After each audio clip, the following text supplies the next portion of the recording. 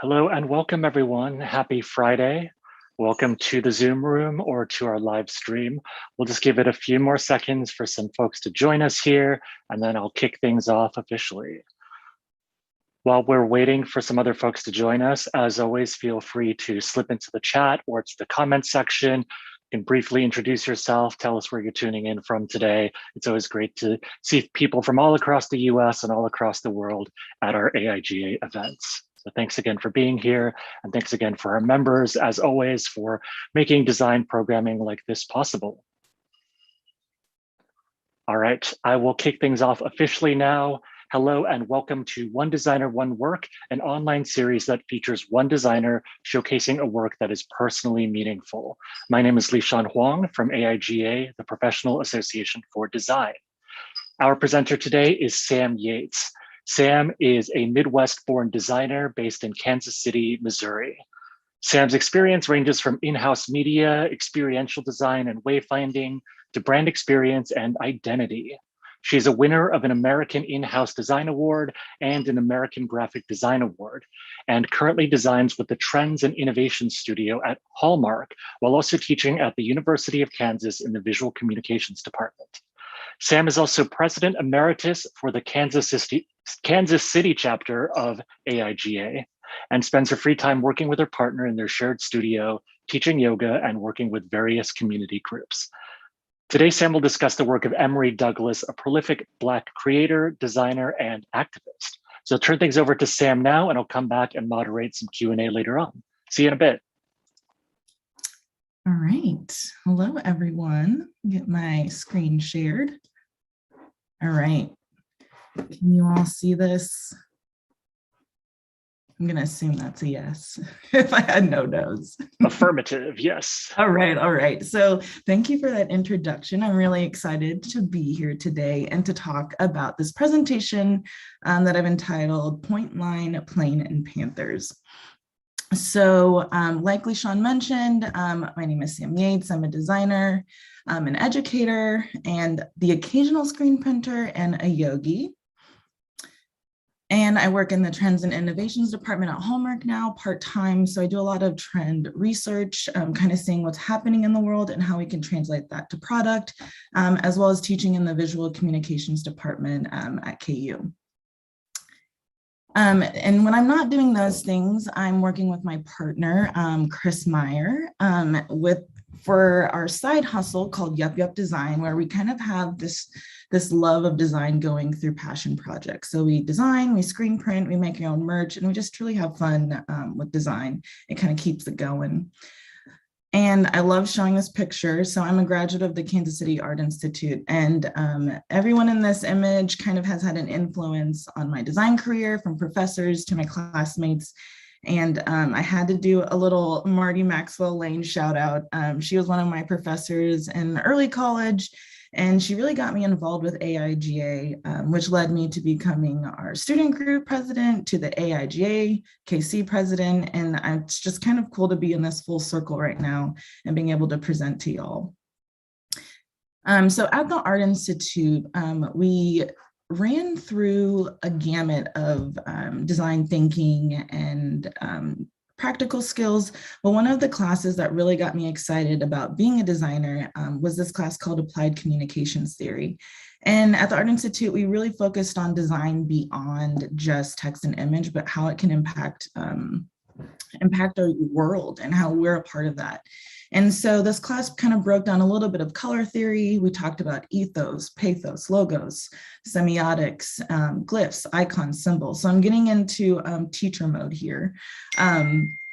So color theory is the practical guidance to color mixing and the visual effects of a specific color combination. So right now, what's really important is color contrast and web design. So there's a lot of ways that designers touch color. And a little fun fact, in Western cultures, the color white is often associated with like purity, cleanliness, hospitals, weddings. But in Eastern cultures, It's often symbolized as a color associated with sadness or death because it's used in funerals or mourning rituals. So I share this color fun fact to share that our cultures and our experience shape the way we see the world.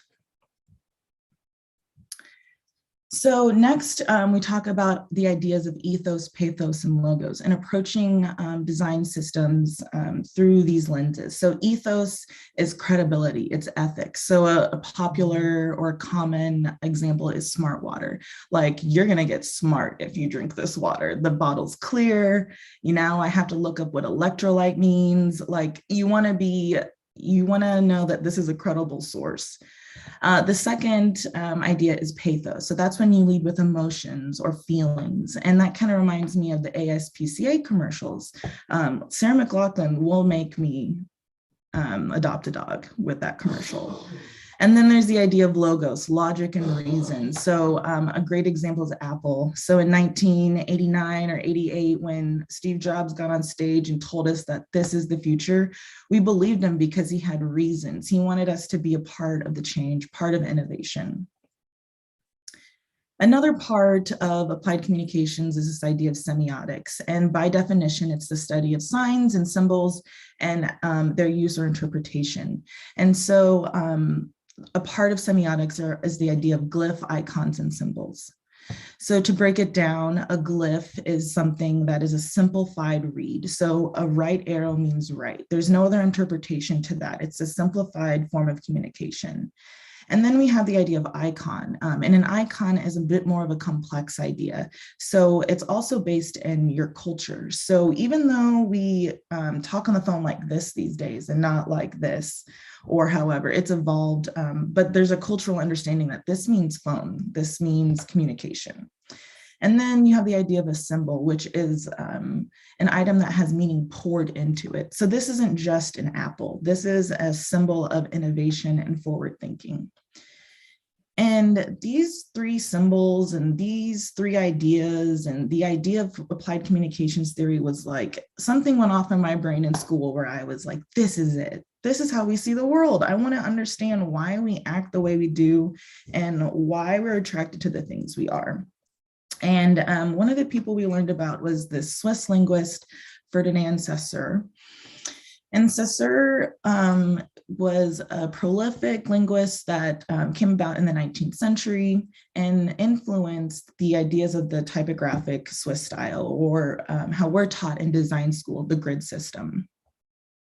And the grid system came about and influenced works and artists and designers like Joseph Mueller-Brockmann. So here's a poster from the 60s called Less Noise, and it's clear you have color theory. That red is what ties us in. The black is a herring emotional grounding of the picture.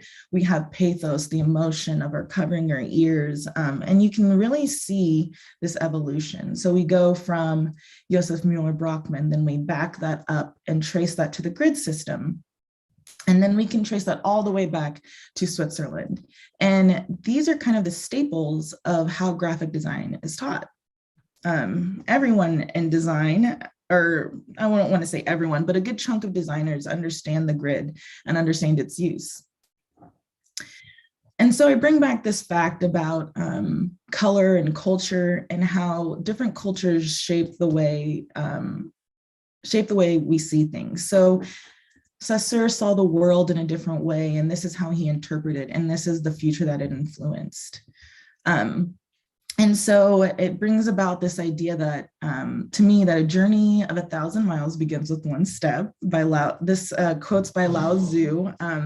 So I am a yoga teacher, so I had to toss a little bit of that in. But I get excited about this quote in all seriousness because we can only truly understand the world by putting ourselves in the situations to understand and learn where people come from. And it brings about the idea that everything is designed in this world, from the computers to the how you even got to this meeting. Everything was touched by some designer who has been shaped by their cultural experiences. So that's kind of where the Art Institute got me, and you can kind of tell where my brain's at with design. And that led me after school, after working in agency, to explore this idea of teaching. And so I got my feet wet in teachings and teaching visual communications, and this is kind of that trajectory. But every time I start my visual communication classes, I do a reminder of that during that semester, or the intro into point, line, and plane, the fundamentals of all design. And these are the things that get me excited even more about design, that everything can be traced back to these three items. So back to teacher mode, point, it marks a position in space. In 2D design, that's a dot. And then you have this idea of a line, an infinite series of points. So that can make its way into many forms. It's a dotted line, a dashed line, anything like that. But essentially you're getting from point A to B, and that's what a line is. When you connect those points A to B, you get a plane. And that's kind of where we get this idea of shape. So in 2D, an enclosed flat surface extending in height and width is what we'd call a plane. And so I'll come back to all of this, but it leads me to talk about Emory Douglas. I was introduced to Emory Douglas by a professor in my graduating year. I was gifted this book as I graduated, and it was one of the first times that I saw or heard or found out about a Black graphic designer that had such an impact on American culture. And I kind of thought to myself, why don't I know this name? But aside from the artwork being really striking, it was just a cool story and a cool parallel to where I'm at in my design career and how I fit into American culture. So if you look him up on Google, you'll find out that Emory Douglas is an American graphic artist. He was a revolutionary artist and the Ministry of Culture for the Black Panther Party. But what the Wikipedia doesn't say is that at age 15, he was sent to a detention facility. And that's where he really learned about graphic design, print, and screen printing, and all of that good stuff. And then on his release in the 60s, he continued this study of design at the college, at City College of San Francisco. And in 67, Emory Douglas went to a protest or an event, I think for Sister Betty Shabazz, where he met Huey P. Newton and Bobby Seale, and he was enthralled by their mission and what they were doing. And they brought him on to create a poster for them, and then their little lowly 4-page newsletter expanded into what we call the Black Panther newspaper, which was the official sharing of Black Panther knowledge and the authentic experience of what some Black Americans were going through during the 60s and the civil rights movement. And so as I was looking through Emory Douglas and just being enthralled with who he was as a person, and then just the incredible artworks that came about, this piece was reoccurring in my mind. And as I'm teaching and as I was thinking about Emory Douglas and my experience as a designer and what got me excited, this piece kept coming back up. And I couldn't figure out why, and then something clicked. It has almost every part of the design elements and design principles that I'd want to share with my students, but it has this extra layer of emotion and feeling and culture to it that resonated with me. So color theory, we have the use of red. And although the resources were very limited for the Black Panther newspaper production, Emory Douglas understood that color had made a huge impact. And by choosing red, it was an intentional decision, not just, that looks good. Then we have this idea of ethos, this ethics, this credibility. So cut into the frame of the sunglasses are actual pictures of their work in a free breakfast program for children and mothers. So it's kind of pulling on an ethical part of design, like we are feeding people. That's the whole point of this. And then we have this idea of pathos, so the emotion and the feeling. So we shall survive without a doubt, the copy up at the top. It's really an empowering, uplifting statement that sets the tone for the piece.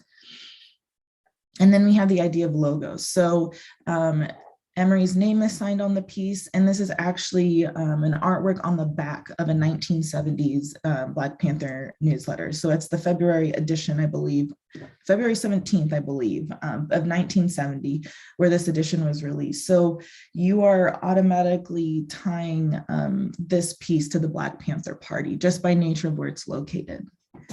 And then something I get excited about is this idea of semiotics. And you can kind of see it, it's a little dark. I'm not sure if it reads as well, but this young boy is holding up a black fist.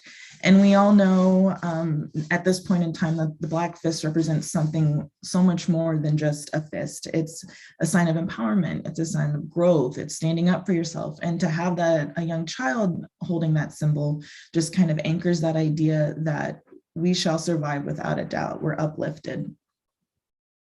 And then you have the obvious uses of point. So we have the dots in the hat, the textures, the patterns, all creating depth.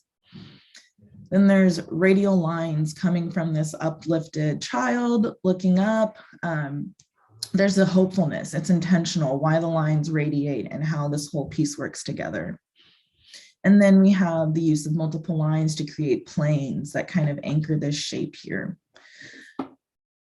So it was everything. It's just a piece that really got me excited about design. And so now I make this effort to put Emory Douglas into my lesson plans, just to share the story that effective communication can also be rooted in this idea of emotion. And so as I was looking up Emory Douglas, I broke him down and tried to figure out who inspired him, just like who inspired Brockman. And I found out that Emory Douglas was inspired by the works of Charles White, who was an American artist in the 80s, who died in the 80s, who chronicled the Black experience and the Black American life. And you can just tell, even though this is not in color, you can tell the impact of his work already, the emotion, the feeling that gets evoked from his paintings. So we have Charles White, who influences people like Emory Douglas, and both are social commentaries on the African-American experience. And then for my Stone's Throw record people, some of y'all may know Madlib or Quasimodo, but it's just so cool to see that evolution of painting to graphic design to linguistics and to rap and to that pop culture. So I have a little clip of a song called Low Class Conspiracy, and you can kind of hear how the disparity has remained the same, but the artistic representations of the struggle has continued. Guess it always pulls up right behind the kids, letting all kinds of speed cross paths, just so we can harass some of that. Police pulling us over for no reason, searching the car like it's nigga hunting season. Yeah, round, asking about where's the pound, where's the gun, are y'all niggas on the run?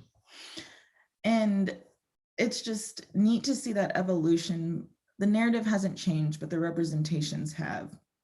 And I parallel that with the idea that Saussure and his influence in the Swiss style, it's what's taught in design education, but it questions how I want to approach design.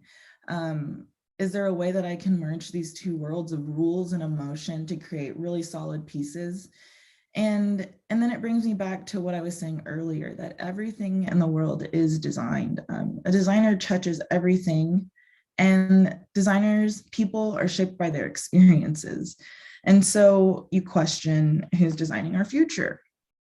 And so there's this harrowing statistic from 2019 that 71.7% of graphic designers are white. And you can see how much lower Black designers sit on this scale. And it seems like such a large curve. And it's like, what can you do? What's the solution? And so the culmination of that, and why I'm so excited to share, why I was so excited to share this art piece, is that I can continue that conversation in my own personal work by continuing to share with my students the struggles, but also the lessons we can learn about design from emotional struggles. And I think with that, we can, just go forth in the world and kind of think of how design is truly art that people use. So thank you.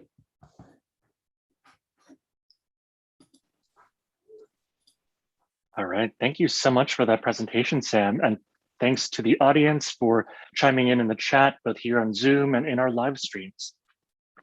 So folks here on Zoom have questions for Sam, feel free to type them into the chat, or you can also use the Q&A pod and I'll pull them up. And otherwise, we'll just have a conversation and we'll incorporate the audience when you have some questions. So I wanted to go back to maybe how you got your start, Sam. How did you decide that like design was the career path for you? Well, I had a pretty unique path. I was like dead set on becoming a nurse and going to Mizzou, doing the thing. But then my art teacher contacted my mom in school, and I had done the sets for plays for their productions, and I had a really good time with it. And he told her that I was not a nurse. So Wow. So my mom took that and she encouraged me to pursue the Kansas City Art Institute, and along with the help from my art teacher, he got me a scholarship, and that kind of just took off from there. And then, you know, when you go into traditional art school, you have a whole year of foundations. So I definitely thought I was going to be a painter. And then I attended a symposium on the graphic design department. And I was like, oh, yes, this makes sense. I was like, this is where I want to be. And I also had a friend freshman year who taught me how to work Illustrator. And I was like, oh, I can do this. So that's kind of how I got excited about design. That's great. It's kind of sad to hear that there's an adult telling a kid that they couldn't do something, but at the same time, it did bring you to design where it seems like you flourished. So I guess it worked out in the end, despite that experience.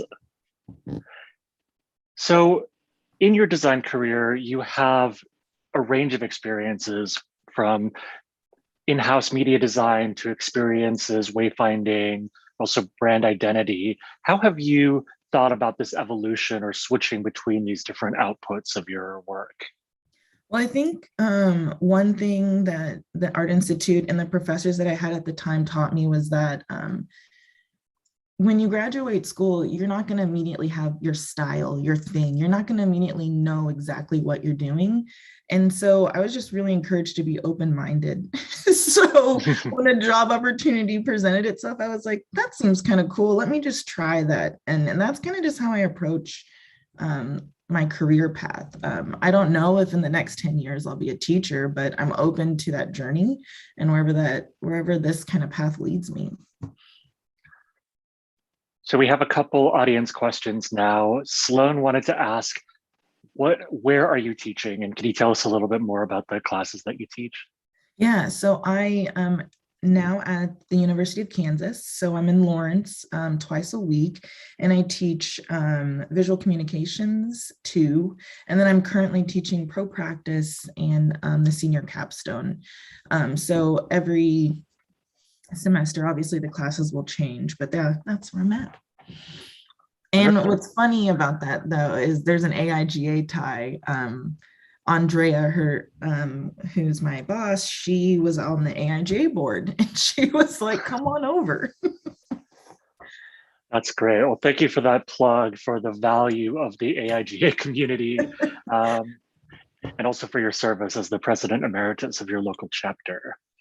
Let's go to some more audience questions. So Chrissy in the chat says that she is a nurse who wants to change careers to graphic design, but is concerned about taking on more debt for another degree. Do you have any suggestions for learning how to become a graphic designer without all of the debt? Yeah, I'm a huge proponent of YouTube University. Like, it's what's so cool about the world we're in and the evolution of technology is like education is accessible.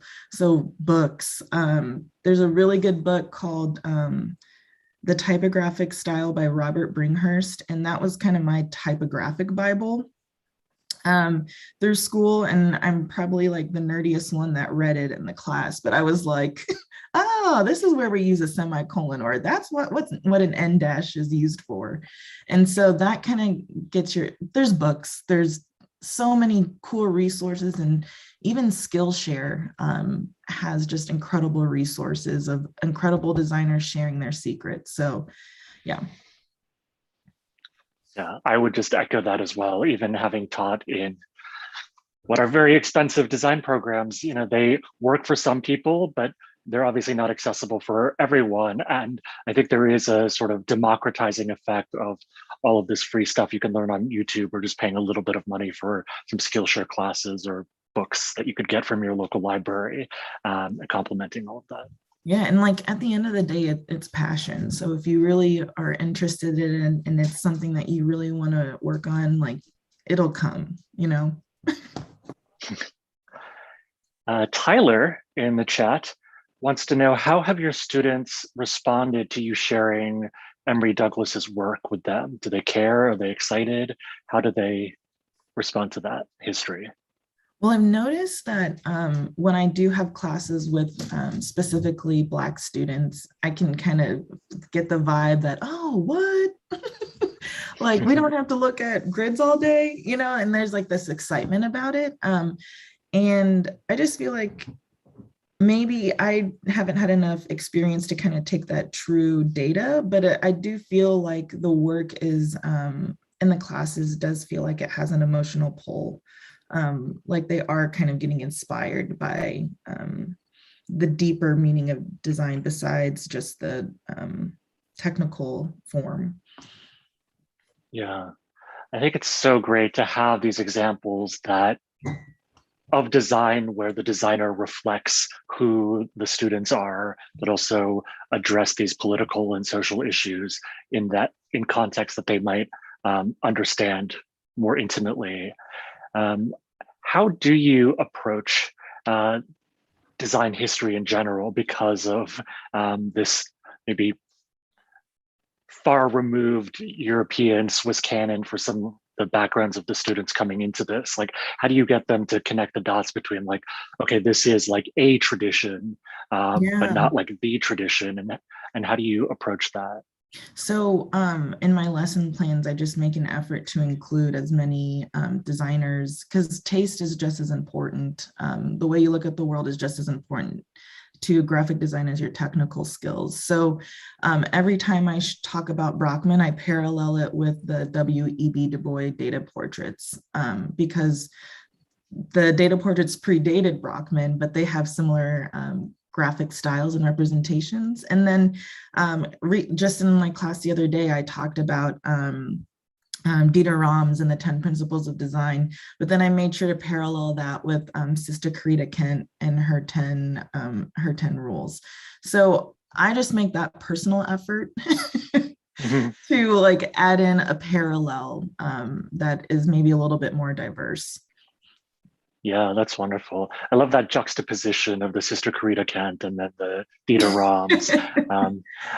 Yeah, I have an assignment that I give students, but also like some corporate clients, getting them to do their own manifestos as a way of like identifying what are these values that matter to them. And so it's a great way to remix some of these existing rule sets. Sloan has another question. Do your graphic design students have to build their own portfolios, like code them themselves for the web, or do they present their portfolios in other formats? Yeah, so that's so apt as I teach the portfolio class. But just like you said, you have them do that manifesto. How I start that portfolio class is I have them do like a personal brand canvas. And it's kind of just like this graph of like, what are your values? What are the values you want to put in the world? And so long story short, I do have them build their own portfolios and specifically web and PDF, just because that's kind of how the industry is working right now. But there are a couple students where we have one-on-one conversations on what they want out of the portfolio class and what they think will help them determine where to go. And one student decided that they think they need to make a digital sketchbook for their portfolio. So, you know, like on Vimeo, you see the flips of the books. I was like, yeah, go for it. If you feel like that's part of your portfolio and that makes you a design, like this shows how you want to be read as a designer and your thought process, like make that and then add that to your portfolio. So I like to, I don't know, maybe it's non-traditional, but I want them to feel like they can talk about their work no matter what format it's in. So I kind of try to focus on that. And it's like, there's at least two different elements at play there too, right? There's the pedagogical element of like, okay, well, do you want to learn web design? Do you want to learn to code this yourself? And that's like a project. Then there's also the user-centered aspect of this of like, okay, well, where do you think your employers or potential clients will be looking at your stuff and in what format? And so you can meet them where they are, right? Mm-hmm. I mean, if some student presented like a TikTok portfolio, I would love to see it. I would love to see that innovation. Yeah, that's great. My brother-in-law actually works there, and I know that they've been pushing some things around, essentially like video resumes. So it's sort of like, I guess, 20 plus years later after Elle Woods from Legally Blonde with her like video resume to get into Harvard Law School. Maybe this is becoming reality for more people. Yeah. My colleague Susan has been posting in the chat just links to the various books that have come up. So there's the Elements of Typographic Style. She's also posted a link to the W.E.B. Du Bois data portraits, which I actually have, I think, on my bookshelf. So I can show folks what that looks like if you want to get a copy for yourself. This is an amazing book. Like, it's basically like data viz before data viz was like a thing in terms of a term that we use. All right. So Sam, what are other things that are inspiring you right now as a designer? Yeah, that's a good question. I'm reading a lot. I've been reading so much. Right now, I'm reading two books. One is called Sapiens, The Brief History of Humankind. And then totally opposite, I'm reading this book called The American Marriage. And I just feel like understanding like my own culture is just going to help me communicate to the audience. And so my mom is from the Philippines, and so I have this other added Asian culture, and I know nothing about it. And so I've been kind of trying to explore my own identity, and I feel like it's making its way in my work. So another book that I just read was The Joy Luck Club, which is like a classic. But yeah, I've just been trying to educate myself these last few quarantine years. Yeah, it really hits when you say these last few quarantine years. Yeah, it's been over a year. It's plural now. I saw a meme that said low key nervous to go into my junior year of quarantine. Of COVID got me.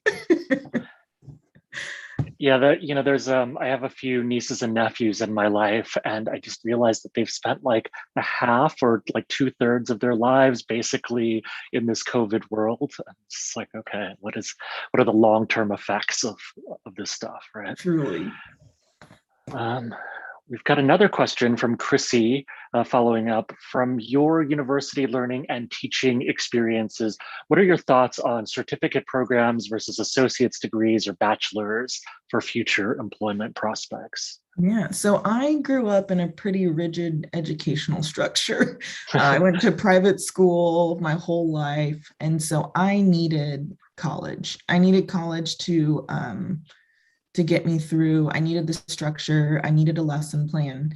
But you get greats like Aaron Draplin, who at first wasn't traditionally trained.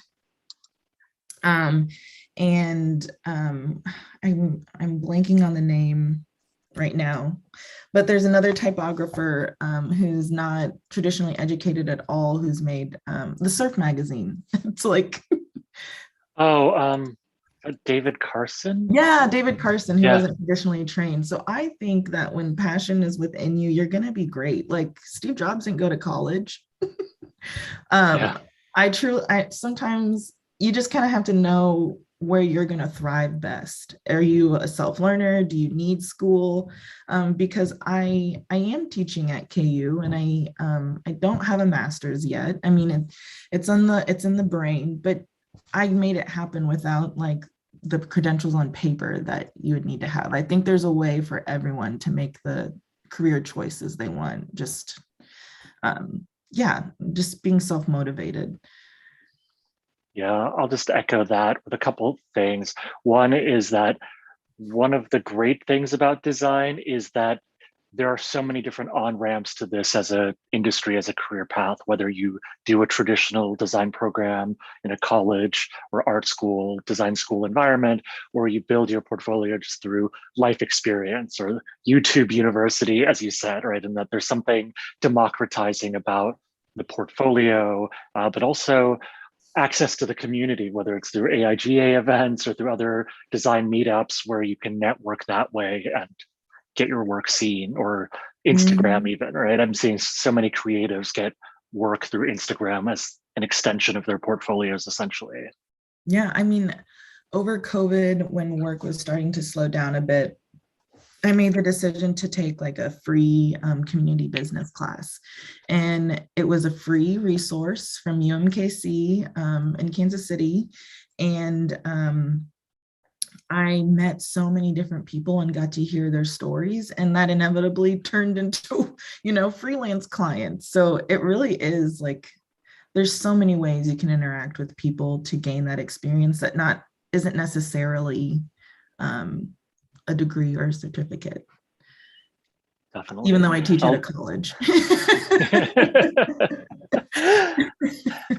Yeah, I think there's something about that real talk, though, even as design educators, where it is part of our livelihoods, but at the same time, it's like the real talk for people like prospective students who reach out to me on LinkedIn or just find my email online. It's like, okay, like, yes, I'll say that these are great programs that I teach in or have taught in, but like what makes sense for you in your life context right now in terms of the risks that you're going to take if you're going to leave the workforce for a while or make this investment in tuition at a private design school. Like, that's a very individual decision. And it doesn't make sense for everyone, right? So I think there's something about that real talk. Yeah. I also wanted to just highlight another reference. You talked about David Carson. David Carson has a masterclass, masterclass.com. So that's also another service like Skillshare or a Netflix where you pay a subscription. So posted a link to that as well if folks wanted to check that out as an online learning resource. So you talked earlier about taking this class for your business during COVID. What are other ways that you've been learning or keeping up with new skills? Oh, my students are like the best resources. The other day in our pro practice class, I was like, so what are you guys on right now? Are you guys on Snapchat, TikTok? And they're like, oh no, we don't use Snapchat anymore. And I was like, oh, okay. So how do you guys like to be in person? I just kind of poke their brains. But also, at homework, I have to look at the world around me to make informed decisions about what the line for 2020, whatever is going to be. So naturally in my work environment, I'm placed into these positions where I have to kind of see what's going on in the world. And that's one part about design that I get really excited about. I'm not one for the mundane, if you can't tell. But I like the new knowledge. I like the new technology and like being inspired by what people are creating. So I feel like when you're into something, you kind of, or how I've done it is I've made it like my life. Like I surround myself with beautiful things. I want to make sure I go to museums or experience different cultures, whether that's through travel or reading or any of those. Yeah, that's wonderful.